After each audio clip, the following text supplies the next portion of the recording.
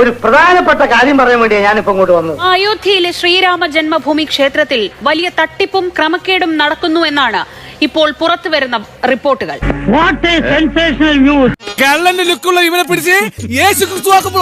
അഖിലേഷ് യാദവാണ് ഈ മാസം ആദ്യം ക്ഷേത്രത്തിലെ വിലയേറിയ വസ്തുക്കൾ പലതും അപ്രത്യക്ഷമാകുന്നു എന്ന് പറഞ്ഞു തുടങ്ങിവെച്ചതെങ്കിൽ ഇന്ന് അരവിന്ദ് കെജ്രിവാൾ ആരോപിക്കുന്നത് 200 കോടിയുടെ തട്ടിപ്പെന്നാണ്.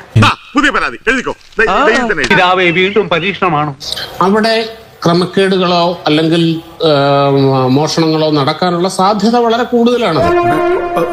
അവിടെ മോഷണങ്ങളോ നടക്കാനുള്ള സാധ്യത വളരെ കൂടുതലാണ്. ഇത്ര നിസ്സാരമായി ശ്രീ ഷാബു പ്രസാദ്, അതായത് അവിടെ അങ്ങനെ സംഭവിക്കാൻ സാധ്യതയുണ്ട്, അവിടെ അങ്ങനെ നടക്കില്ലേ, അങ്ങനെ എങ്ങനെയാണ് പറയുക? അപ്പൊ തന്റെ ഉള്ളിൽ ഇതൊക്കെ ഉണ്ടായിരുന്നല്ലേ? അതെ, അല്ലെന്ന് ആര് പറഞ്ഞു? വളരെ വലിയ ചോദ്യമാണ്, വലിയ ആശങ്കയുള്ള കാര്യമാണ്. നീ കൂടുതൽ വിശദീകരിച്ച് നാറാൻ നിൽക്കണ്ട. സ്വാഭാവികമായും ഇത്രയേറെ പണം കൈകാര്യം ചെയ്യുമ്പോൾ വീഴ്ച വന്നേക്കാം, അവിടെ ഇങ്ങനെ സംഭവിച്ചേക്കാം എന്ന് പറയുന്നത് നിസ്സാരവൽക്കരണമല്ലാതെ മറ്റെന്താണ്? മൂപ്പര് സംസാരിക്കുന്നത് എന്തായാലും തലവലിക്ക് സമ്മതിക്കുക. അപ്പൊ അവിടെ ആസൂത്രിതമായിട്ട് കൊള്ള നടത്താൻ വേണ്ടി RSSും BJPയും ഉൾപ്പെടെ VHP ഉൾപ്പെടെയുള്ള സംഘപരിവാർ സംഘടനകളെല്ലാം അവിടെ കൊള്ള നടത്തുന്നതിന് വേണ്ടി നിൽക്കുന്നു. പക്ഷെ നമ്മളുടെ തെളിവില്ലല്ലോ. എല്ലാം ജനങ്ങൾ വളരെ കൃത്യമായിട്ട് കാണുന്നുണ്ട്, ജനങ്ങൾക്ക് ഇത് മനസ്സിലാവുന്നുണ്ട്. എന്തായാലും നാട്ടുകാരുടെ ഇടയിൽ എനിക്കൊരു നല്ല മതിപ്പായല്ലേ? സംശയമുണ്ടോ?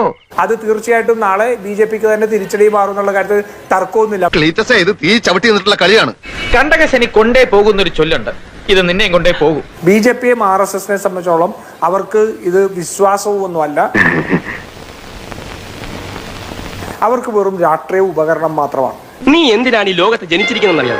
എന്റെ കാലിലായിട്ട് ഇത് ഇന്നും ഇന്നലെയും തുടങ്ങിയല്ല. BJPക്കാർ ഇവിടുത്തെ ശബരിമലയിലെ പ്രശ്നങ്ങളൊക്കെ ഏറ്റെടുത്ത BJPക്കാരൊക്കെ വല്ല ട്രെയിൻ കയറ്റി അങ്ങോട്ടേക്ക് അയക്കണം, എന്നിട്ട് അവിടെയും ഈ പ്രക്ഷോഭം നടത്താൻ പറയണം. ഊതല്ലേ?